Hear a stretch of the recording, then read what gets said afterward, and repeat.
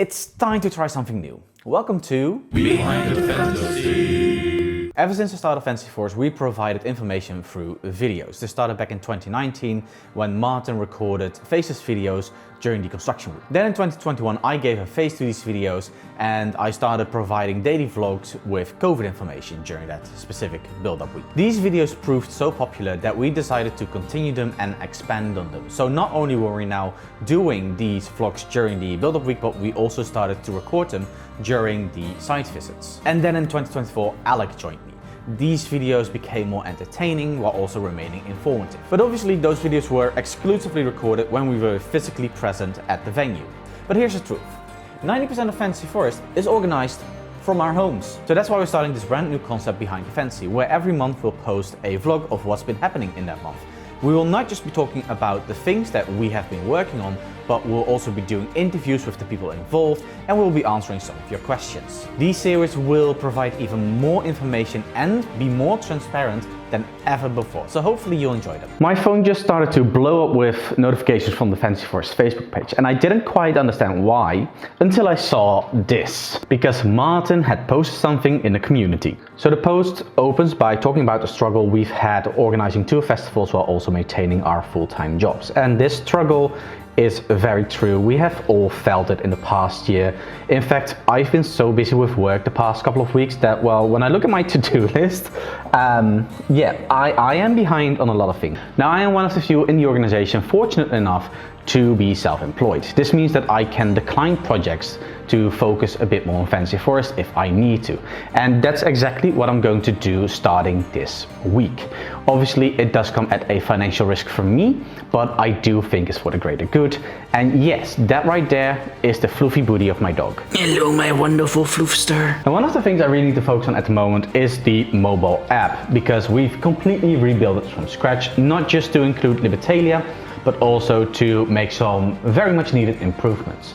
So because of this, obviously we had to test the entire app again, and I was meant to push an update about 3 days ago. Obviously because I've been so busy, I've missed that deadline, so I really need to start working on that now. That being said, we intend to publicly launch the new version at the end of May, and I'm confident I can still make that. There is a number of quality of life improvements that we've made, so let's quickly go through some of them. Now, the first quality of life change is more one for us than it is for you, because the lineup page used to be done completely manually, which means that whenever we made a change to the lineup, even if it's just a typo, all of this had to be pushed out through an update. We've now changed it so this is actually a database, which means that we can change things as needed. So say we want a set to be a bit longer.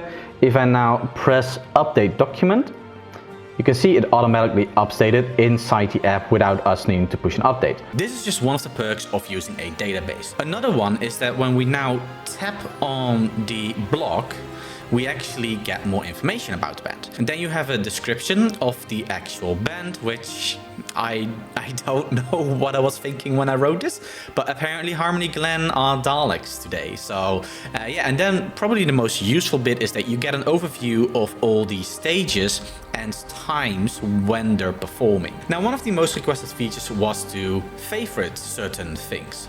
Unfortunately, I have not found a way to do that within the coding environment that we use without forcing the visitors to create an account. But yes, as you can see, there is a whole new layout for the entire app. We've added a couple of things, and if we come to the more page, you've got a whole bunch of things, and there's a couple of things I want to highlight here as well. Fantasy Forest is made by its community.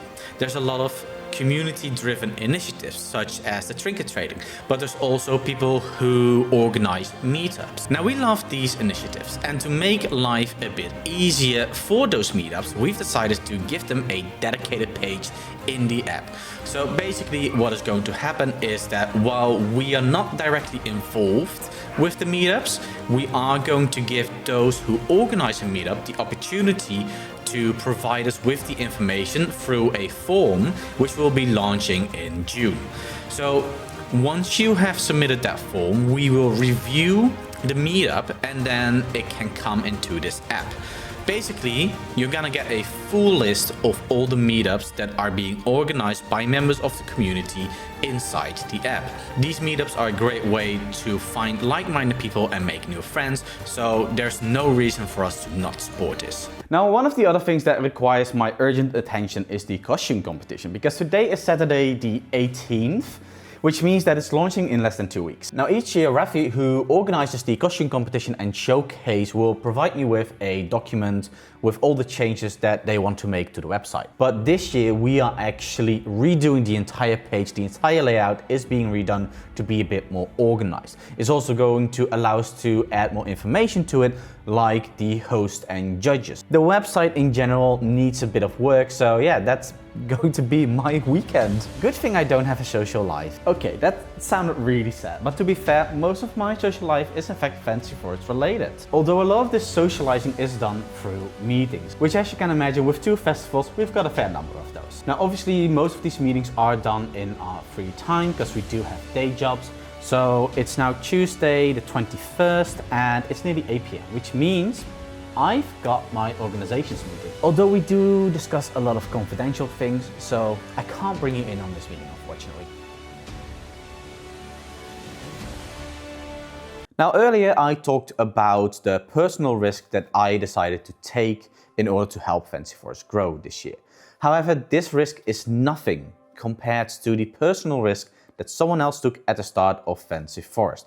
But I'll let him talk about that. Because with me is the founder of Fancy Forest, Martin. Now, you don't often see him in our videos because he likes to be a bit in the background, but you did find Fancy Forest back in 2019. Yes, indeed, Jurien. May I start by saying that you do an outstanding job, and I absolutely hate you for making me do this. Fancy Forest has inspired a lot of other people to start similar festivals. The demand for these type of festivals has become very big. Obviously, this was very different for you back in 2019. Yes, indeed. There were no events like this. It took some time finding the right audience. I think we just had just over 1,000 people all in the entire weekend. How did you manage to get that first edition started? Because I can imagine that it was difficult to find, firstly, traders, to find a venue who would be willing to do it, to, well, obviously find the audience, find the money. So yeah, it was a huge personal risk. Maybe a fun fact to mention, not many people know this, well, you realize from my accent, I'm not from the UK, right? But I actually never been to the UK until after I started the festival. The whole country was new to me. So yeah, it's all privately funded. We do not have any sponsors. We do not have anyone supporting us in any way.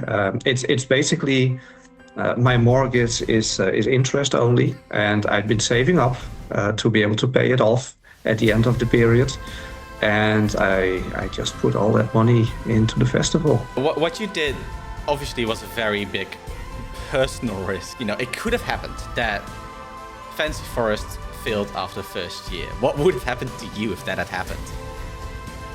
I probably would have lost my house. I think everybody's very happy to see that that didn't happen. Fancy Forest kept on growing to the point where this year we are now starting a second festival. Did you ever imagine it would come to this? No, we had a very difficult start, especially financially.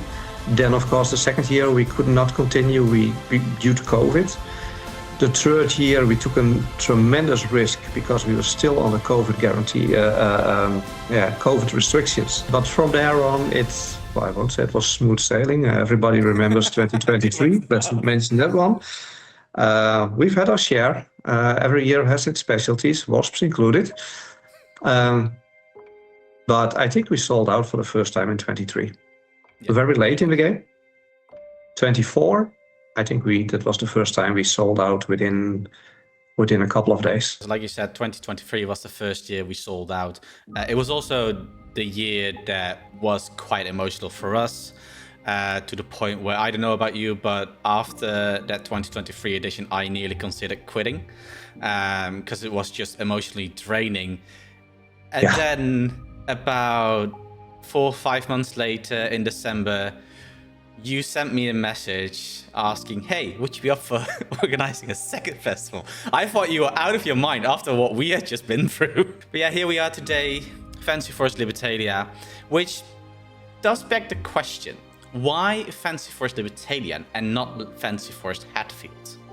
So we really want to differentiate between the two. So both of them are Fantasy Forest. The original one we've now started internally at least Fantasy Forest Sudley, for lack of a better name yet. Open for suggestions, people. Libertalia, for those that don't know this, but you can Google this, is a supposedly fictional, but nobody really knows if it existed or not, pirate colony in the early golden ages, based on freedom, equality, where every man could practice their own religion, be free of persecution. It kind of, matched with how I see Fantasy Forest, a place where everybody can be themselves. It just fits. And then, of course, as soon as I thought about it, I had this idea to announce it and then ask the Banished Privateers to play the song Libertalia. I'll come bother you again next year, but I think I speak on behalf of the entire community. Thank you for the risk that you took, and thank you for pushing through all the hardship and making Fancy Forest what it is today. So I wanted to record this next segment from my couch, but my dog is occupied it, and obviously we all know the rules. You don't disturb comfy dog, so I'm going back to my PC. Because what I wanted to talk about is something you'll quickly notice throughout this series. It's that organizing a festival isn't always winning. There is going to be more than once where we need to compromise on something or just outright admit defeat. And today is one of those days where I personally have to admit defeat. Because when we look at the new Fantasy Market page in the app, you can notice that something is missing. Unfortunately, I had to remove the search bar because it broke. It's that simple. It just broke. I don't know what happened. It broke actually months ago. Somehow the code just stopped working even though I hadn't touched it, and I've been working on it for the past week non-stop to try and fix the code, and I've just been unable to fix it at all. The workaround that I tried was very buggy, we found out during testing, so I decided to remove the search function for the time being. It's one of those days where I need to admit defeat. Now obviously the reason why we do these type of vlogs is to provide you with information on the festival and give you a quick behind the scenes look of what it's like to organize Fantasy Forest. But we understand that we might not always be providing you with the information that you seek. And this is where you come in. So every month we will post an Ask Us Anything in the Fantasy Forest Facebook community group. And then after some days we will pick out the most liked questions to respond to during this segment. Although calling it an Ask Us Anything might have been a mistake because, well, you lot ended up asking us anything. As much as I love these silly questions, I am going to focus a bit more on the questions that actually concern Fantasy Forest. And the first question is, will we ever find out if Urian wears wigs? Why would I ever want to wear wigs? Have you seen my hair? I don't need to wear wigs. Also, the baby dog is very confused right now. All right, that's enough with the silly questions. So let's get into the more serious stuff. So the next question goes, can we have some waste-inspired food vendors? We haven't found any post-apocalyptic vendors yet, but if you know anyone who is willing to do that, I'm confident both we and the waste would like something like that, so be sure to bring them into contact with us. Now the next question goes, can I ask how you guys select bands?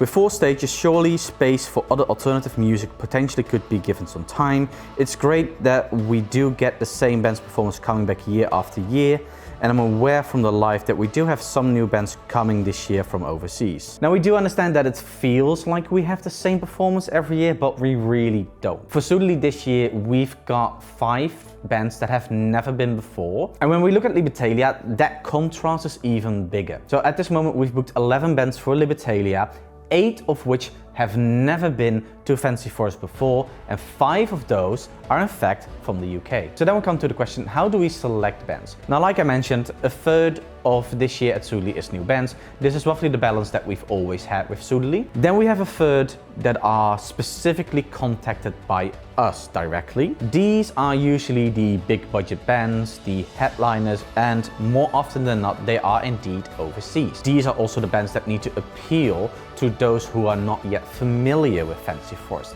So they need a high marketing value. And the final third is familiar faces. Now, obviously, we do switch them out every single year. So for example, last year we didn't have Alice Strange, this year we do. And the reason why this segment is so important is because while we understand that people also want fresh faces, it is very important that we don't alienate our existing audience. And then we come back to that third that is new. The way we pick these bands is through the band application form on our website. And we filter these applications by quality and by how well they fit within the festival. Another very important aspect to this specific bid is the amount of applications that we get. This year alone, we've had 200 band applications. That's a lot of bands, and we only have space for roughly 10 new ones between the 2 festivals. So for a band who've applied year and year again, it might really feel like we don't ever select new bands, but we really do. There's just such a big pool of bands that we need to select from. And then the final question for today goes, what sort of training like first aid, safeguarding, ground support, etc. are the purple shirts given for the event other than knowing the site and the rules? Well, what you have to understand is that the purple shirts are volunteers. This is why we have professional security and professional medicals on site. Now, obviously, we have a number of protocols in place that the volunteers are briefed on, but specific first aid or safeguarding training is something we don't and really cannot provide to them. Now, there are certain teams that do get some specific training. So for example, the information stand is trained on how to handle a lost child situation. And the stage crews and campsite crews are trained into using fire extinguishers. It is very important that volunteers don't get involved with certain situations, even if they are trained in those situations, because there's always the question of liability. And with that, it's time to round up this vlog. I hope you enjoyed this first Behind the Fantasies, and I hope to see you next month again.